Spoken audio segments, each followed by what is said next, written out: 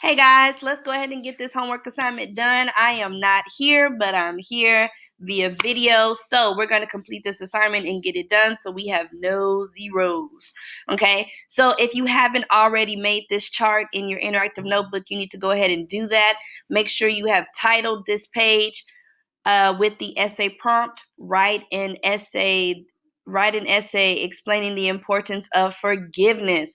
So while you are creating this chart, I'm going to just talk to you to get you to think about the four pieces that we're going to be looking at. So what is forgiveness? Let's define forgiveness. What is it? Forgiveness is when you are excusing someone, you are allowing someone to make it, you're giving grace, you're erasing what someone has done to you. All of the issues that you might have had if someone hurt your feelings, if someone wronged you in some way, you are excusing it and creating a clean slate. It's not I'm going to forgive, but I'm not going to forget type of thing. Forgiveness is it's done away with. I'm forgiving you so that we can maybe move forward, or so that I don't have any ill will towards you in any way at all. So forgiveness is freeing someone from any wrong that they have done to you. Okay, so what happens when we don't forgive someone? A lot of people are like, oh, it doesn't matter if I don't forgive them. Like, I'm just going to stay mad. But when you stay mad, like, what do you benefit from that? Staying mad at someone. So I want you to think about that. I am going to add a video. An additional video to the assignment that's discussing forgiveness a little more. But when we're looking at forgiving others, what do we benefit? Can I grow from forgiving someone? Or if I don't, what do I as a person lose? What's the consequence if I don't forgive someone? What does it do? What does it do to me? So we're gonna look at four different stories. And in your chart, I labeled them number 1, 2, 3, and 4 because these people don't have names. And notice that last one is you. I want you to think about a personal experience and apply it to this chart. So we're going to look at proof that forgiving others helps you grow, and then proof that unforgiveness ruins or prevents your growth with these four different stories. So which story can I like check off and add a piece into that for my understanding and for my essay? Okay, so let's go ahead and get into it. All right, so number 1, and my face is in the way. Can I move myself? Yes, I can. Bam. All right. I was convicted of distributing a large amount of crack cocaine. I was offered 60 months to cooperate, but I turned it down. My family is still mad about that. They say I chose the streets over them, but I couldn't bring someone else down with me, so they gave me 5 life sentences. I've been here 20 years. I've seen a lot of these younger kids come back 2 or 3 times already. I tried to guide them, but it's no use. They only seem interested in finding a better way to do bad. The library is always empty. None of these young guys take advantage of the programs I encourage them to get their GEDs while they're here, but they laugh at me. They don't respect their elders. Crack changed everything. So many of these young men saw their mothers and fathers doing drugs in the street. So many of their parents went to prison. These kids were forced to raise themselves, so they aren't about to listen to anyone. I did the same thing to my kids. My son got murdered. My daughter had to raise herself because her mom is doing 13 life sentences. But she's the exception. She's got every excuse to be bitter, but she doesn't even talk about it. She's got a 4.0 at the University of Virginia right now. So I messed around and did number 2 instead of number 1. My bad. So let's look at number 2. When I'm looking at number 2, all 4 of these stories are inmate stories from Humans of New York. So looking at number 2, I could look at the dad who went to jail for 5 life sentences. He could have snitched, but he didn't. And as a result, they basically threw the book at him and gave him 5 life sentences. So he's never getting out. As a consequence, he wasn't there to raise his son, and his son was murdered. And I guess his wife was also living a life of crime, and so his wife is in prison as well, leaving their daughter that they have together to raise herself.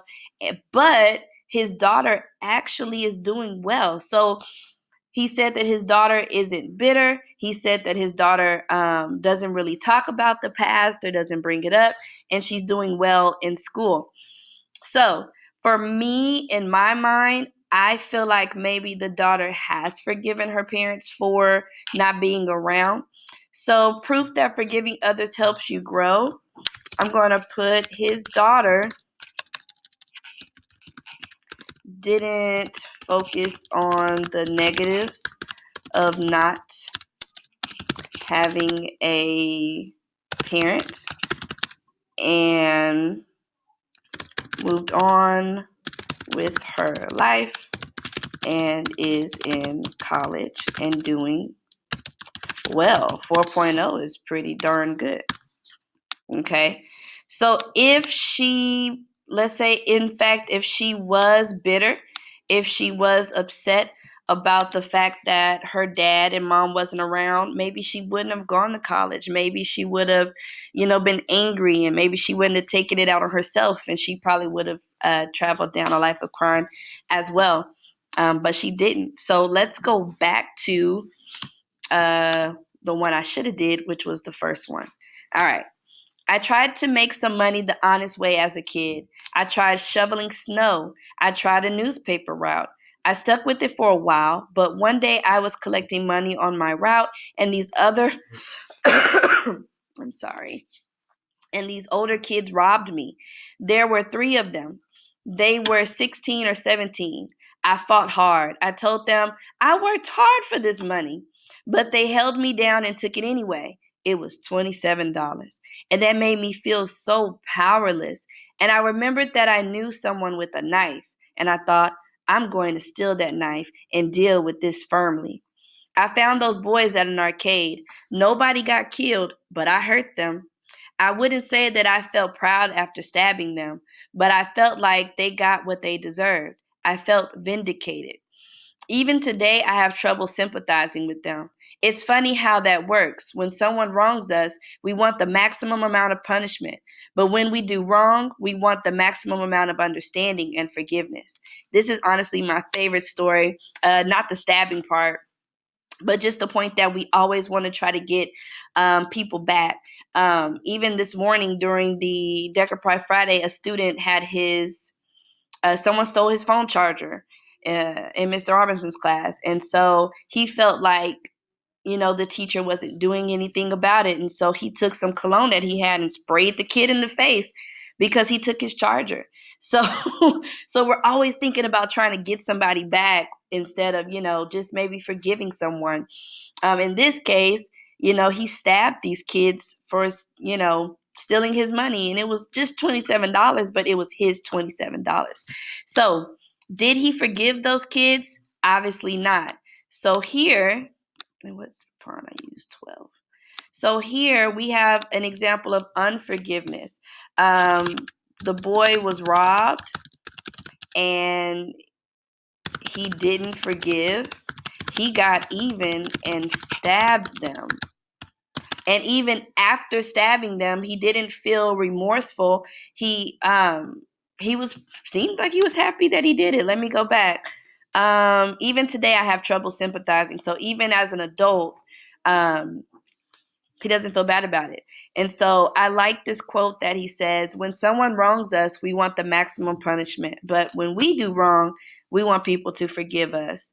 I really just like that story. So it actually ruined him, and it resulted in him getting in trouble for it. So let's look at 3. My dad couldn't handle me. My mother was an alcoholic, so he raised us on his own. I burned our house to the ground when I was 4 years old. I didn't like my brother's stuffed animal, so I set it on fire. The next year, I punched my dad in the face. I threw a desk at my teacher in 5th grade. I ran away when I was 12. My dad tried everything.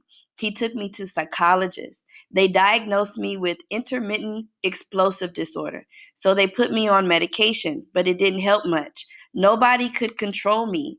They'd actually have to hold me down when I went into a rage. Dad could never get a point across because he raised his voice.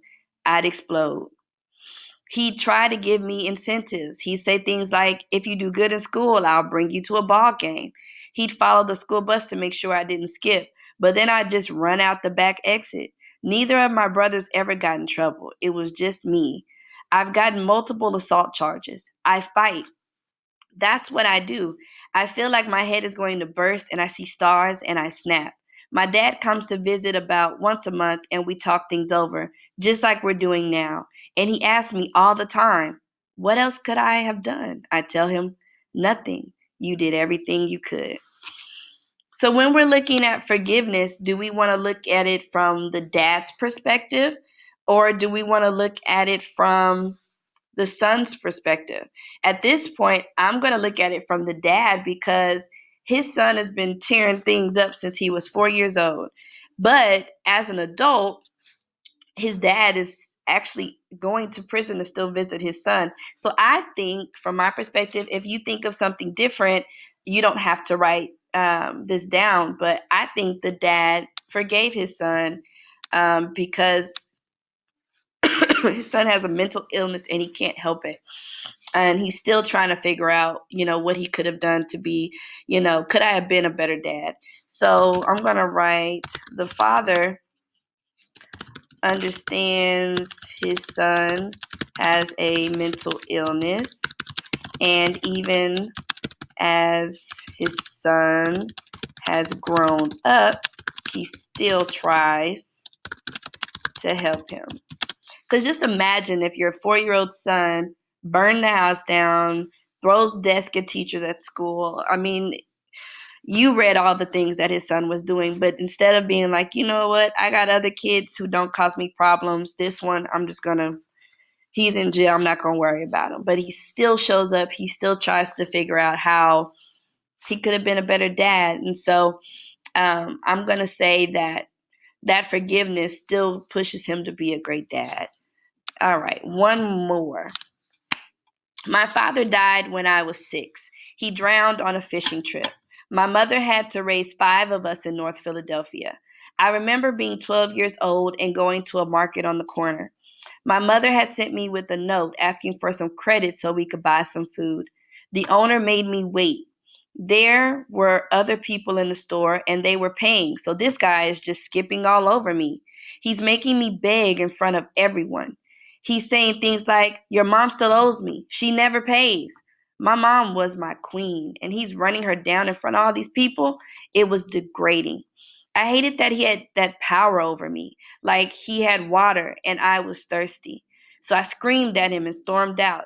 I kept thinking, one day I'm going to buy that store. But then I calmed down and I realized that I just spazzed on the one guy who could help us.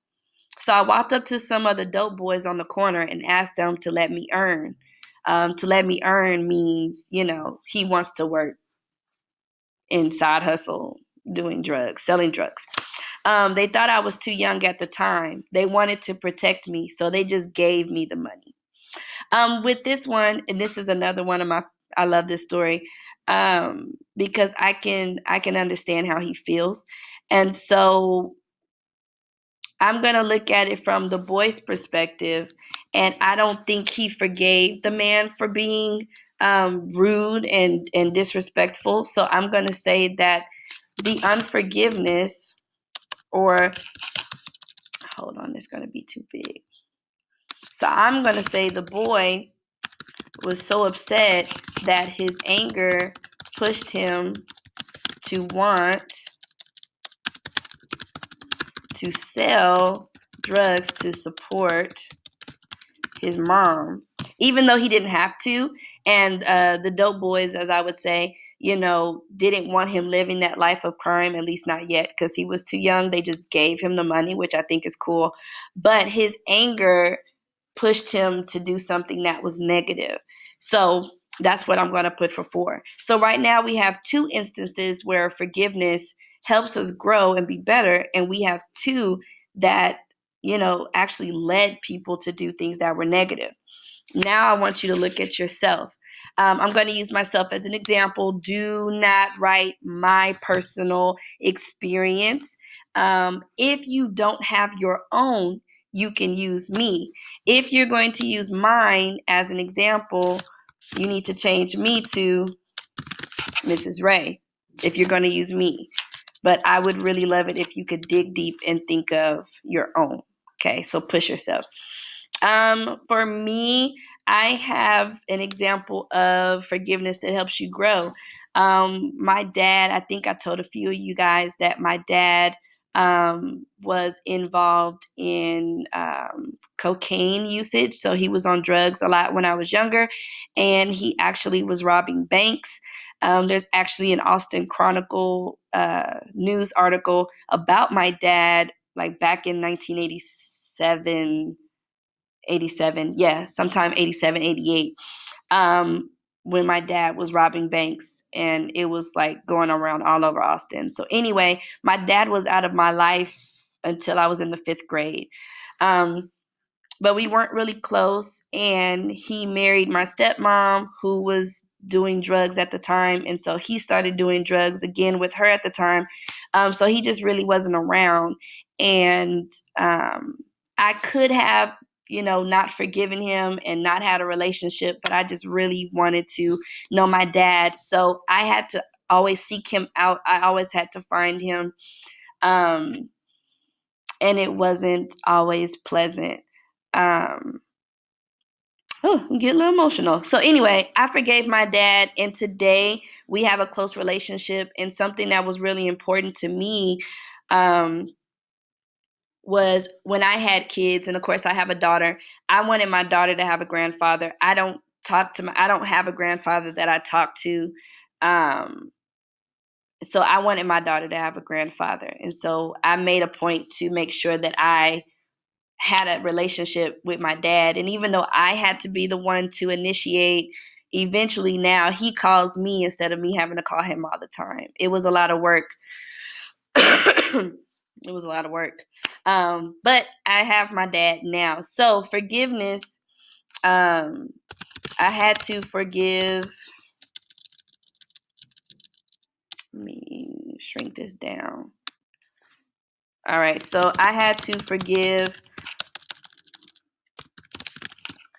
my dad for not being around.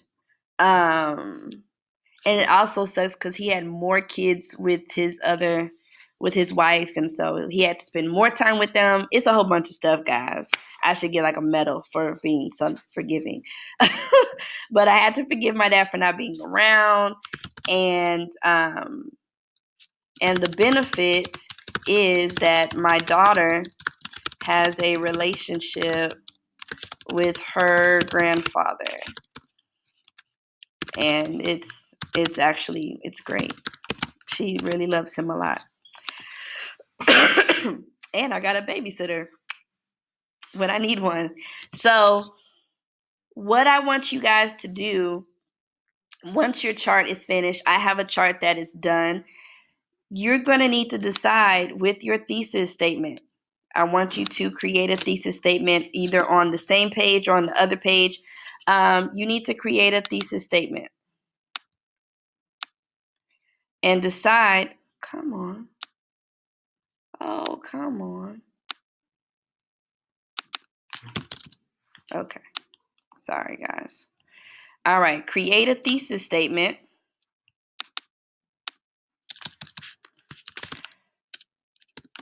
Forgiveness is important because decide which way you're going to go. Are you going to go the negative route? Well, forgiveness is important because if you don't, forgiveness is important because if you don't forgive someone, well, if I'm going that route, I'm going to be talking about these things, right? So my 2 paragraphs are going to be about these 2 instances. So forgiveness is important because if you don't forgive someone, what are the 2 things that happened? in these two pieces. You're going to have to determine that, right? But forgiveness is important because if you do, well, I got 3.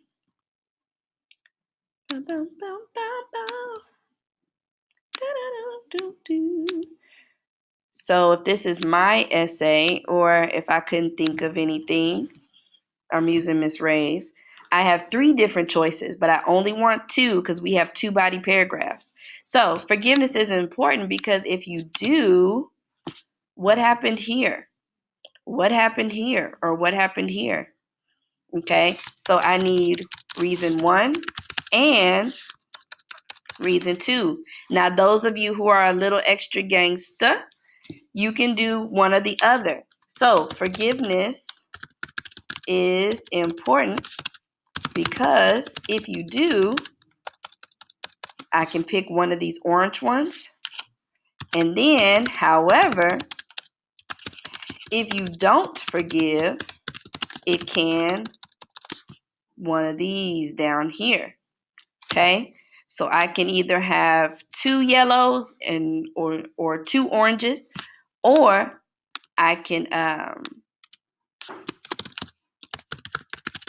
forgiveness is important because if you don't forgive, it will 1 and 2. Okay, so I wanted to have those options there. All right, so this is if you're going the orange route.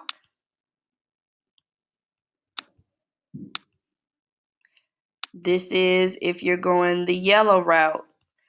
When unforgiveness goes wrong.